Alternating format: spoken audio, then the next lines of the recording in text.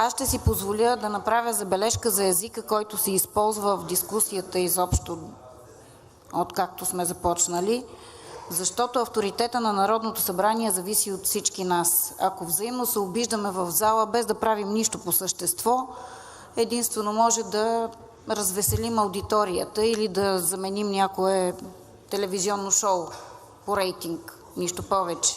Имате думата, госпожо Нинова. Заповядайте, господин Йорданов.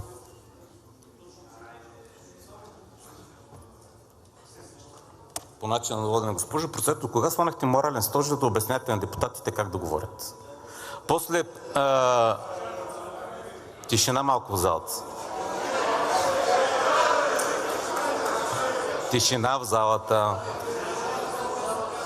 Народното събрание има нисък рейтинг, защото изважда на преден план подобни правителства. Това е рожба на Народното събрание, това правителство.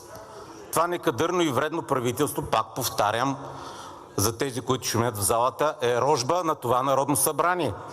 Какъв авторитет да има това Народно събрание, след като едно некадърно и крадливо правителство, даже вие сте го забелязали, се опитва да открадне 1 милиард и 700 милиона евро за себе си и за собствените си фирми. Аз от кога ви разправям от тази трибуна, че ПП-тата крадат за себе си през закони? Насочват пари към себе си, към собствените си фирми. Вие поне правихте някакви неща по-интелигентно и в по-малки проценти в интерес на истината. И не толкова тъпо, за да ви видят всички. Докато тези, ние носим тая вина.